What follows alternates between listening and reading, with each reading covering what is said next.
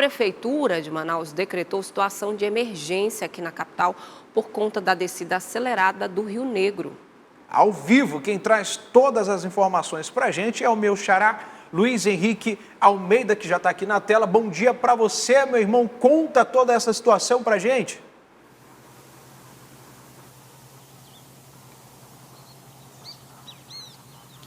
Oi Luiz, Rose, muito bom dia para vocês, muito bom dia a todos que nos assistem aqui no Manhã no Ar.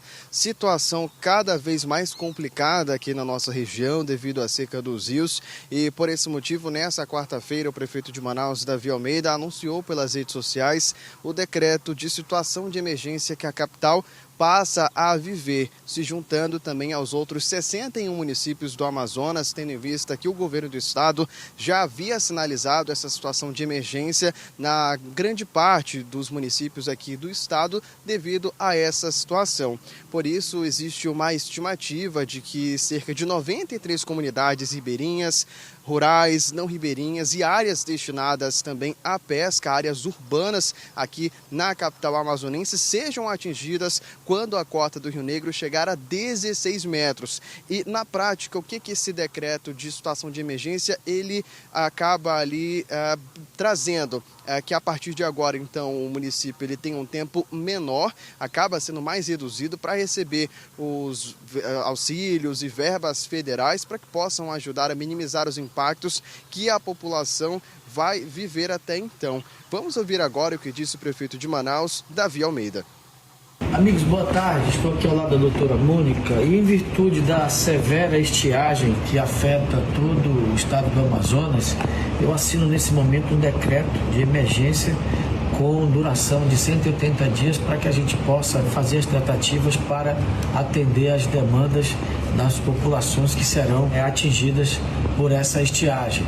Isso se faz em virtude da vinda do presidente da República ontem a Manaus, com a possibilidade de aportar recursos para a prefeitura, para que a gente possa, dessa forma, melhor atender a população que tanto precisa da ajuda do poder público. Tá certo? Um abraço a todos e uma boa tarde.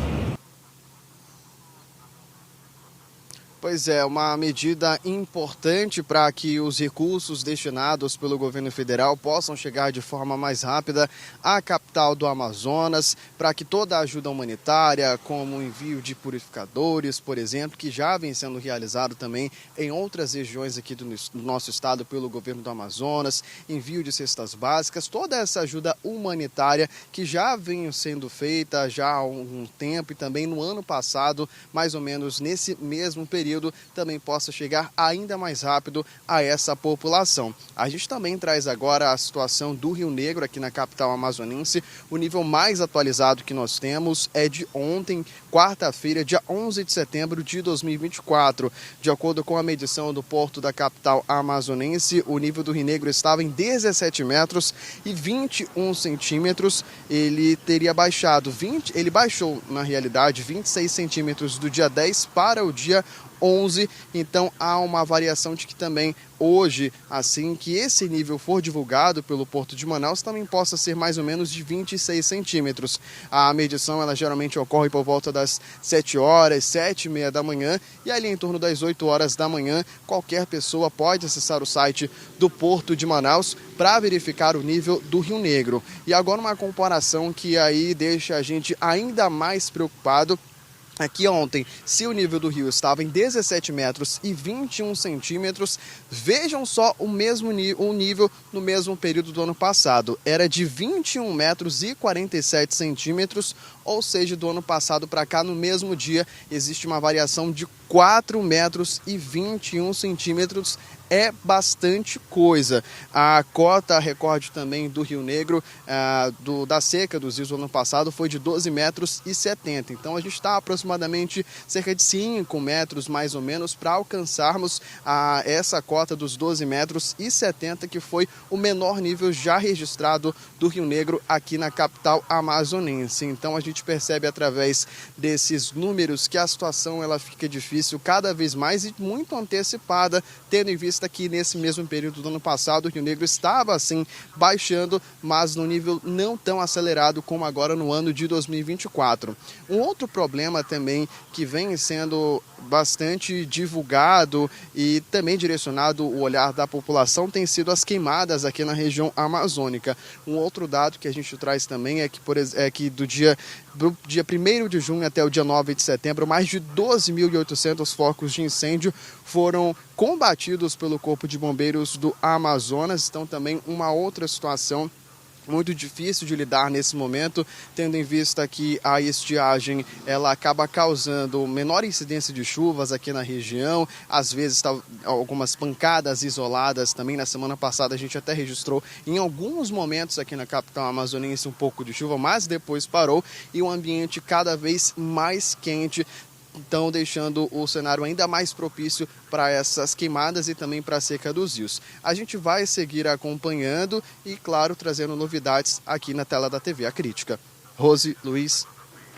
É isso, Luiz Almeida, obrigada pelas informações. Esse decreto que vale aí por 180 dias, ele é um reconhecimento da situação para que hajam medidas aí emergenciais, tanto por parte da própria prefeitura, quanto por parte do próprio Estado e do governo federal. E por que ele é importante, Luiz? Pelo menos tirando a parte de que o executivo, e quando eu falo executivo, toda vez que se declara estado de emergência, ele fica livre para fazer contratações.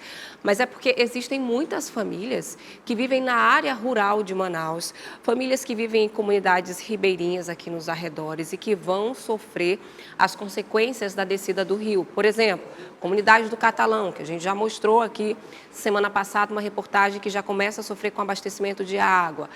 Postos estão sendo construídos, então medidas precisam ser adotadas para assistir essa população, mas a gente, de qualquer forma, precisa ficar de olho e acompanhando de que forma os recursos que serão captados, as medidas que serão tomadas vão chegar a essa população mais vulnerável nesse período de seca. Só para encerrar o comentário aqui, meu diretor, o Luiz Henrique estava também falando a respeito das queimadas, que possibilita o desmatamento.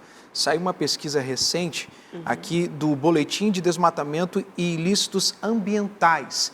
Essa pesquisa, ela trouxe os 5 municípios brasileiros que mais desmatam por quilômetro quadrado aqui no Brasil. Dos 5, 4 são aqui no estado do Amazonas: Lábrea, Manicoré, Novo Aripuanã e Apuí.